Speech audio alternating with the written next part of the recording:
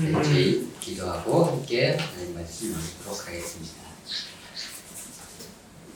아버지 하나님, 주님의 자녀된 저희들이 모두 주님 앞에 모여 하나님을 예배하고 경배하기 위하여 주님의 제단 앞에 나와 왔사오니 주님 보좌에 계신 여호와의 모습을 이 시간 이 가운데 드러내 주시옵시고 그 여호와의 귀하고 귀한 주님의 은혜의 하늘의 만나로 우리 각 사람의 영혼 가운데 흡족한 하늘의 만나로 우리에게 은혜 내려 주셔서 주님의 은혜의 단비를 간구하며 우리 주 예수 그리스도의 이름으로 기도하였습니다. 아멘. 네, 오늘 함께 읽은 고린도전서 2장의 말씀은 이제 고린도 교회에 분열이 있었던 사건에 대해서 이제 바울이 언급을 한 일입니다. 네, 고린도 교회가 분열이 된 원인을 바울이 이야기를 하고 있는데 그 고린도 교회가 분열된 원인이 무엇이냐면 바울은 너희들이 육적인 사람들이기 때문에 너희들이 육에 속한 사람이기 때문이다. 영어로 보면 worldly라고 되어 있기도 하고 육에 속한 사람, people of flesh라고 되어 있기도 합니다. 그리고 바울이 그걸 비유적으로 어린아이와 같다, 유아와 같다 이렇게 표현을 했죠. 그래서 2장 14절 보니까 육에 속한 사람은 하나님의 성령의 일들을 받지 아니하나니, 그러니까 고린도 교회가 육에 속한 사람들이라는 거예요. 예수님을 믿었지만 아직도 육에 속한 사람이다. 3장 1절에 보니까 형제들아, 이 사람들을 가지고 형제들이라고 이야기를 하지만 내가 신령한 자들의 영어로 하면 영적인 자들이거든요. 그러니까 성숙한 영적인 자들을 대함과 같이 너희에게는 말할 수 없어서 육신에 속한 자, 그리스도 안에서 어린 아이들을 대함과 같이 하노라. 고린도 교회 교인들이 어린아이 영어로 하면 여기서 유아, 인펀트입니다. 갓난아기와 같은 자들. 그래서 고린도 교회 교인들은 바울이 뭐라고 얘기하냐면 육에 속한 자, 어린아이 이렇게 이제 표현을 하고 있습니다.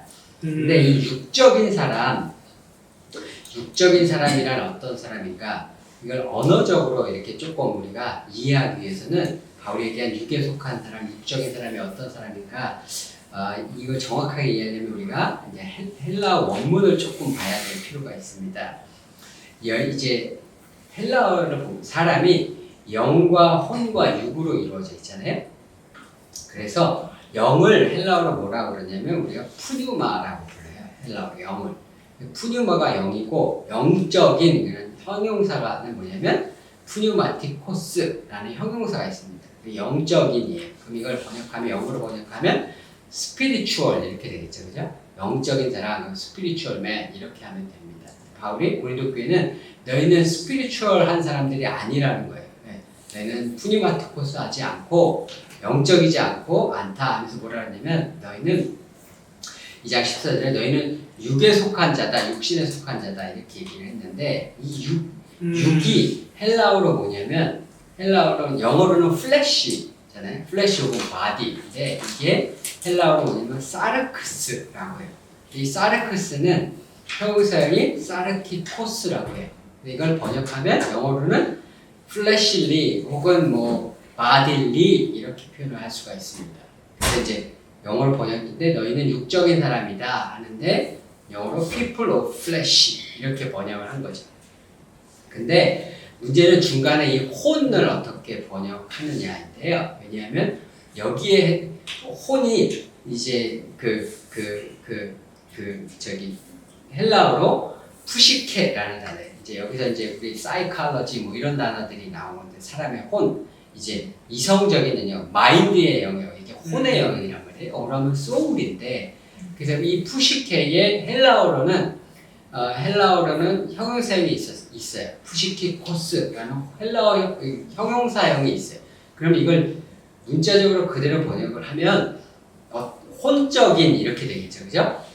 그러면 푸시키코스 이러면 혼적인 사람 이렇게 번역을 해야 될 텐데 문제는 영어 같은 경우에 영적인은 영어가 있잖아요. 스피리추얼이 있고 육적인도 영어가 있단 말이에요. fleshly, bodily 이렇게 하면 된단 말이에요. 근데 혼적인에 해당되는 영어 단어가 없어요. 영어 단어가 없으니까 이걸 어떻게 영어로 번역을 할 것인가가 문제가 되죠. 그러면 이걸 단어를 번역을 할 때 그럼 이 문자적으로 번역을 하면은 혼을 우리가 soul, 영어로 soul이다 하면은 soul이시 이렇게 이걸 만들어서 이렇게 번역을 해야 된단 말이죠. 근데 이걸 어떻게 번역을 했냐면은 그냥 영어로는 그래서 2장 14절에 보니까 이게 어떻게 번역했냐면 혼적인 사람을 natural man 영어로 이렇게 번역을 했습니다. ESV에는 바울이 너희를 뭐라고 했냐면 너희는 혼에 속한 사람이라서 이렇게 분쟁이 일어나는 거야 라고 이야기를 했는데 그 혼에 속한 사람을 번역을 영어로 할 수가 없으니까 뭐라고 번역했냐면 ESV 같은 경우는 natural man이라고 번역을 했고요. NIV 같은 경우는 people without spirit 이렇게 했습니다. 너희는 아직 영적인 사람이 아니야 라고 번역을 했는데 이 natural man을 한글 성경에는 뭐라고 번역을 했냐면 육에 속한 사람 이렇게 번역을 했어요. 혼에 속한 사람도 육에 속한 사람으로 번역을 했고 3장에 가면 너희가 육신에 속한 자와 같다 라고 이야기를 해서 flesh라는 단어를 썼는데 거기도 육신에 속한 자라고 번역을 했어요. 그건 뭐냐면 혼에 속한 사람과 육에 속한 사람을 똑같이 육신에 속한 자 하나로 이제 한글 성경에 통합이 된 거예요.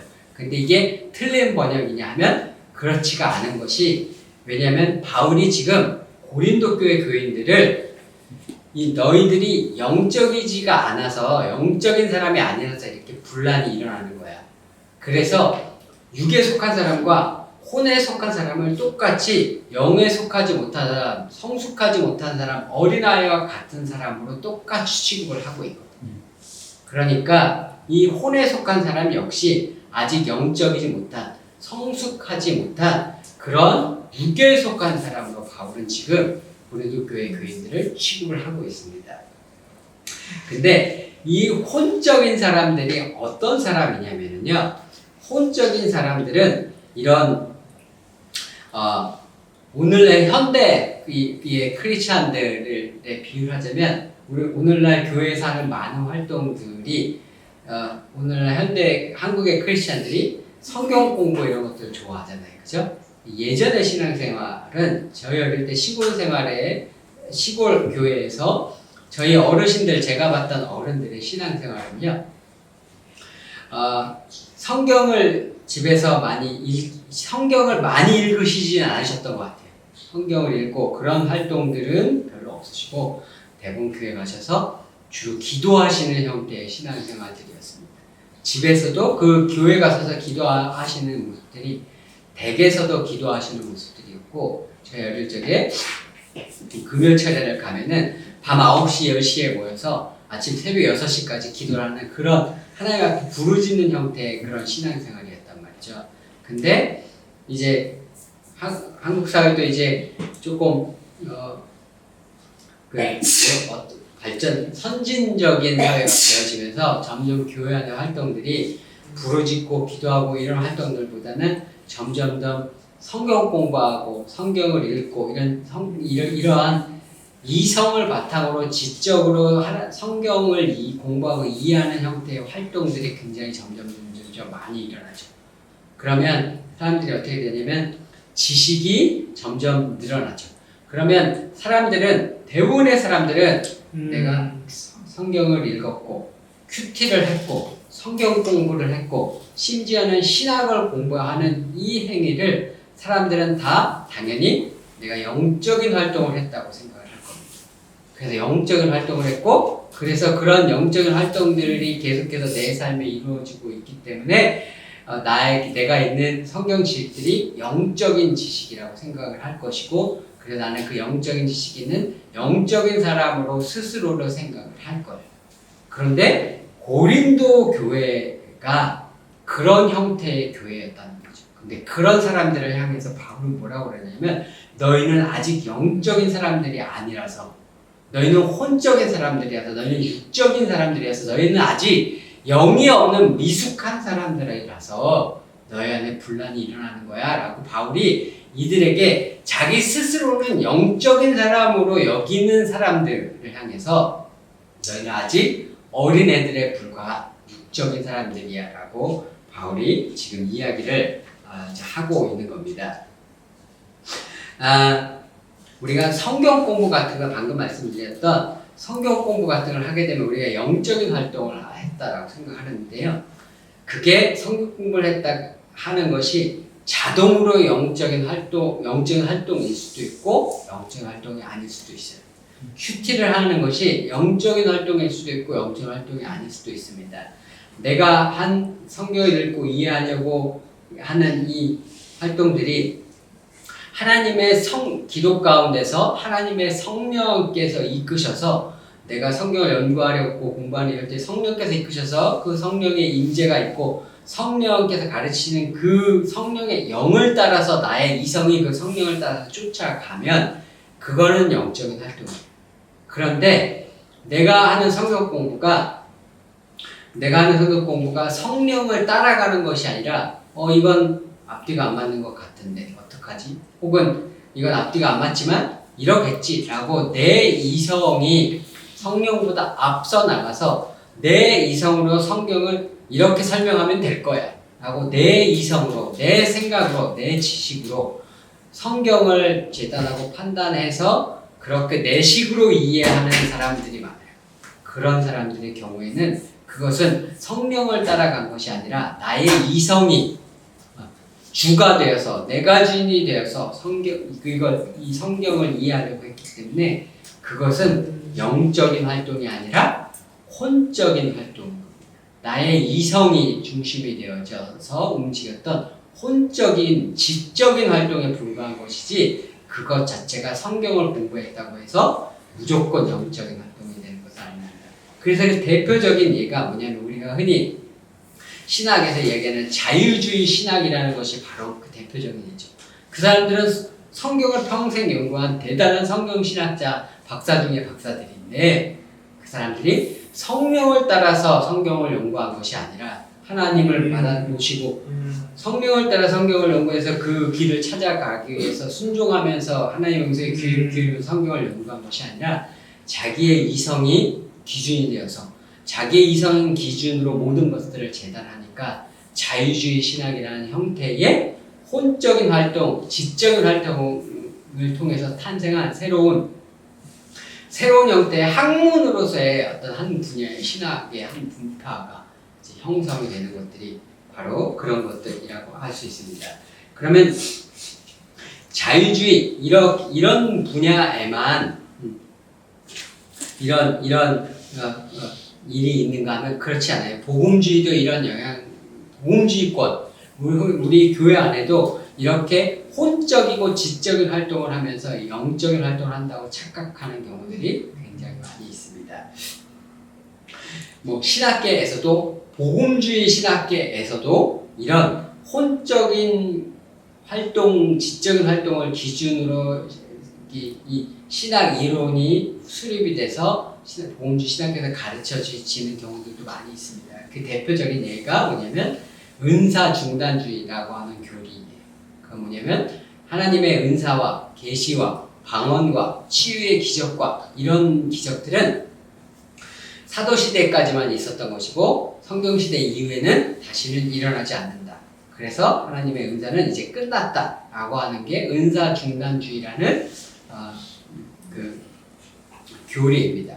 이 교리는 한국에 있는 미국의 프린스턴 신학교에 있었던 워필드라는 교수가 주창을 해서 프린스턴 신학교가 장로교이기 때문에 많은 장로교회들에게 영향을 끼쳤고 그렇게 배우고 그렇게 믿고 따르는 그런 장로교 분파들 그 교리를 정통이라고 믿고 따르고 이러는 분들이 적지 않은 수가 이제 한국에도 있으십니다. 이런 것들이 다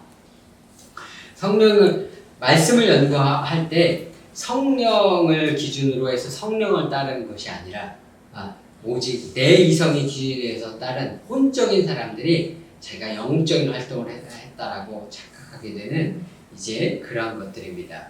근데 우리가 점점 우리의 시대가 과학이 발달하면서 우리가 이제 인공지능 인공지능이라는 것들이 이제 생기기를 시작을 했습니다. 그래서 이 인공지능이라는 것이 생겨서 이 사람의 지능을 초월하는 사람의 지능을 초월하는 인공지능이 인간의 지능, 하나님께서 만물을 다스리고 통치하라고 세우신 인간보다 훨씬 더 지적인 영역에서는 뛰어나다고 하는 인간보다 뛰어난 인공지능이 생기는 그런 시대를 저희가 이제 살게 된 세대입니다. 최근에 몇 달 전에 제가 어느 한 신학교 교수님이 페이스북에 이제 쓰신 글을 봤어요. 그분이 이제 무슨 글을 뭐라고 쓰셨냐면은 이제 AI 시대가 접어들었으니까 앞으로는 신학교에서 이제 설교학과라는 학과가 있거든요. 이제 설교학이라는 분파가 있습니다. 근데 설교학을 전공하시는 분들이 있어요. 근데 앞으로 신학교에 이 설교학과라는 건 없어질 것이다. 그분이 페이스북에 이렇게 쓰셨더라고요. 왜 그러냐면 AI가 인간보다 훨씬 설교를 잘하기 때문에 이제 신학교에도 앞으로는 설교학과라는 건 없어질 것이다. 이제 이렇게 그분이 이제 쓰신 글을 제가 하나 봤습니다. 근데 AI가 과연 사람보다 설교를 잘하는가? 잘할 거예요. 분명히 잘할 겁니다. 제가 몇 달 전에 미가서 한번 설교를 한 적이 있죠. 제가 미가서 설교를 하면서 뭐 정의, righteousness와 justice, 헤세드 이런 것들의 개념이 어떤 것인지를 이렇게 막 설명을 해드렸잖아요. 그죠? 근데 제가 그 개념을 이해하는데 신학교 들어가서 공부하면서 그것만 공부한 게 아니니까 뭐 이거저거 공부하면서 여기서 조금 읽고 저기서 조금 읽고 그러면서 그 본문 뭐 주석서도 보고 뭐 신학 히브리어 사전도 보고 성경 사전도 보고 뭐 이렇게 다양하게 이것저것 공부하면서 그 개념을 제대로 제가 정립을 하는데 10년이 넘게 걸렸던 것 같아요. 근데 제가 그날 그 미가서 그 단어의 개념들을 제가 쭉 설명을 드리고 끝나고 우리 다 인사하고 그러는데 그 끝에서 우리 조광현 형제가 저랑 인사를 하면서 목사님, 챗GPT한테 물어보니까 목사님이 말씀하신 거하고 정의, righteousness 다 똑같이 나와요. 이것 좀 보세요 하고 똑같이 나와요 하고 보여주더라고요. 제가 그걸 보고 진짜 충격을 받았어요. 나는 이거를 알려고 10년을 공부했는데 챗GPT한테 한마디만 물어보니까 그냥 그게 나온다는 게 너무나 제가 그게 충격이 됐어요. 그래서 이번에 챗GPT 뭐 5.0 나왔는데 박사급 그 정도는 다 박사급이라고 하잖아요. 그러면 챗GPT가 한테 설교를 하라고 맡기면 얼마나 잘하겠어요. 지적인 부분에서 다 박사잖아요. 얘네들은 더더군다나 신학 박사도 구약학 박사, 신약학 박사, 설교학 박사 다 다른데 챗GPT는 신약학 박사도 있고 구약학 박사도 있고 설교학 박사도 있어요. 그러면 얘가 하면 얼마나 잘하겠어요. 미국에서 실제로 AI를 설교자로 스크린에 놓고 예배를 드린 사례가 있습니다. 그래서 사람들한테 예배가 끝나고 나서 예배가 어땠냐고 물어봤어요. 그랬더니 다수의 사람들이 굉장히 좋았다고 답했습니다. 카톨릭 교회에서 최근에 몇 달 전, 정확하게 언제 전인지 모르겠는데 스위스에 있는 루체른이라는 도시가 있어요. 루체른에 있는 한 성당에서 실험을 했습니다. 카톨릭은 고해 성사를 하잖아요. 그래서 신부님이 있고 이제 성도가 들어가서 이제 고해 성사를 하고 칸막이 갖춰져 있잖아요. 근데 그 고해 성사를 가는 사람들한테 신부님 대신에 거기다가 AI를 집어넣은 거예요. AI를 놓고 예수님의 사진을 이렇게 빗살무늬 이렇게 창 있는 데다가 AI 사진을 붙여놓고 들어가는 사람에게 고해를 성사를 누가 받아주냐면 AI 신부가 받아줄 거다라고 얘기를 했답니다. 그리고 그 사람들이 들어가서 AI 신부에게 고백을 하고 거기에 대해서 AI 신부가 답변을 해줬답니다. 네, 그래서 그 사람들에게 그 고해 성사의 경험이 어땠느냐고 거기에 동의를 하고 그 사람들이 들어갔고 그 사람들이 어땠냐고 물어봤대요. 다 설문조사를 했는데 거의 대부분의 사람들이 사람과 비교해서 신부님한테 고해 성사를 했을 때와 비교해서 어떻더냐 물어봤더니 거의 대부분의 사람들이 더 좋았다라고 얘기했답니다. 그리고 심지어는 내가 아주 사람 신부님과는 경험하지 못했던 아주 놀라운 영적인 체험을 한 느낌이다 라는 이야기를, 영적인 체험을 했다라고 이야기한 사람의 퍼센테이지가 몇 프로가 있었대요. 영적인 체험을 했다라고 사람들이 이야기를 했다는 거예요. 그런데 사람들이 착각을 하는 거죠. AI는 이 혼적인 활동일 수밖에 없어요. AI는 지식의 조합이잖아요. 그죠? 지식의 조합일 뿐이고 AI에게는 감정도 없죠. AI에게는 도덕도 없어요. AI에게는 양심이라는 것도 없습니다. 궁극적으로 AI에게는 영이 없습니다. 그 AI에게는 영이 없기 때문에 그 하나님의 영이 임하는 하나님의 성령이 임해서 성령과의 교통이라는 것이 있을 수가 없어요. 그런데 사람들은 착각하는 거죠. 내가 그 지식의 조합에 불과한 지적인 활동과 혼적인 활동을, 이것은 이성의 영역에서 일어나는 활동인데 혼적인 활동에 불과한 것인데 그것을 영적인 활동이라고 착각하는 겁니다. 자기의 이성이, 자기의 지식적인 것들, 어떤 새로운 지식이 있었겠죠. 사람 목사님이 해주지 못하는, 사람 신부님이 해주지 못하는 그 분보다 훨씬 많은 지식들을 가지고 있는 AI니까 그 전에 들어보지 못했던 어떤 지적인 영역들을 터치해주는 것들이 있었을 겁니다. 그런데 그것은 단순히 혼적인 영역에서 일어난, 지적인 영역에서 일어난 것이지 영적인 활동은 아닙니다. 그런데 오늘 고린도 교인들이 자신들이 영적인 사람들이라고 착각했었던 것과 같이 이 사람들이 영적인 활동을 했다고 착각하게 되었던 것입니다. 설교라는 것은 우리가 설교는 거기에 인간의 이성의 역할이 들어가고 지식의 조합이 들어가지만 궁극적으로 거기에 가장 중요한 것은 설교와 우리들이 예배를 드릴 때 가장 중요한 것은 무엇이냐면 저는 영성이라고 생각을 합니다. 설교자의 영성, 예배자의 영성이 있어서 설교자와 예배자의 영혼이, 그 영이 하나님과의 교통함 가운데 있어서 그 하나님과 성령과의 교통함으로 말미암은 그 성령의 운행하심이 설교 가운데 또 예배 가운데 있어서 그 성령과의 교통이 있고 성령의 임재가 있어야 그것이 참된 예배인데, 사람들이 그렇게 되어야 그것이 참된 예배를 드리는 참된 영적인 경험인데, 사람들이 자신의 지식의 영역만이 터치가 되었으니까 그냥 그것을 영적인 경험을 했다, 혼적인 활동을 가지고 영적인 경험을 했다라고 착각을 하게 되는 것입니다. 그러면 이제 앞으로 우리가 교회가 어떻게 될 것인가 라고 생각을 할 때, 앞으로 교회에 진정으로 하나님의 영적 성령의 교통함이 있는 예배가 있는, 하나님의 성령이 운행하시는 그런 영적인 임재가 있는 교회와 그렇지 못한 교회가 앞으로 나누어지게 될 겁니다. 그래서 하나님의 영이 없음에도 우리 안에 하나님의 영이 있다고 착각하는 교회와 실제로 하나님의 영이 임하는 그런 교회가 나누어지게 될 겁니다. 사실은 교회의 역사, 하나님의 구속의 역사를 보면은 쭉 갈라짐의 역사예요. 하나님께서 처음 온 인류가 다 타락했을 때 온 인류 가운데서 딱 한 사람을 선택해서 다른 인류와 가르쳤습니다. 그게 누구냐면 아브라함이라는 사람이었죠. 그 아브라함을 하나님의 자녀로 만드셨고 그를 통해서 하나님의 백성을 만드셨습니다.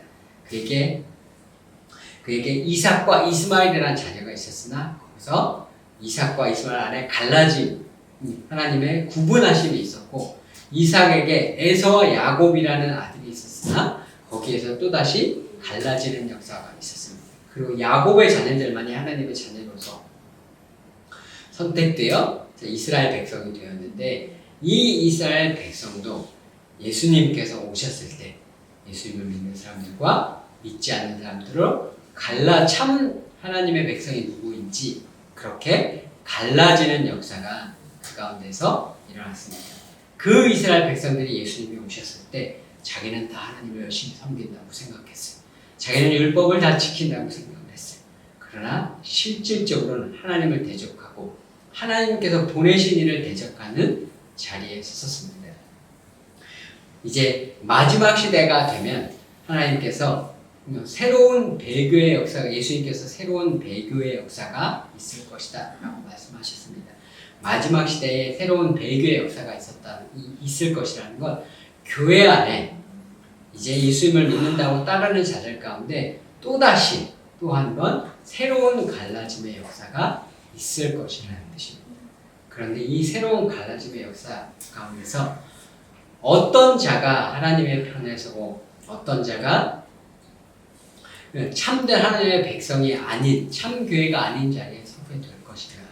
제가 이 AI의 이러한 것들을 보면서 들었던 생각이 그리고 오늘 고린도 교회 말씀에 바울이 이야기한 그 말씀의 그 단어들 영적인, 육적인, 혼적인 이 단어들을 연구하면서 제가 느끼는 것이 이렇게 새로운 갈라짐의 역사가 앞으로 있게 된다면 영적인 사람, 정말 영적인 사람과 혼적인 사람들이 갈라지게 되어야 되겠구나. 그리고 많은 교회가 혼적인 활동들을 하면서 성령의 역사가 없는데 나는 예배를 드렸어.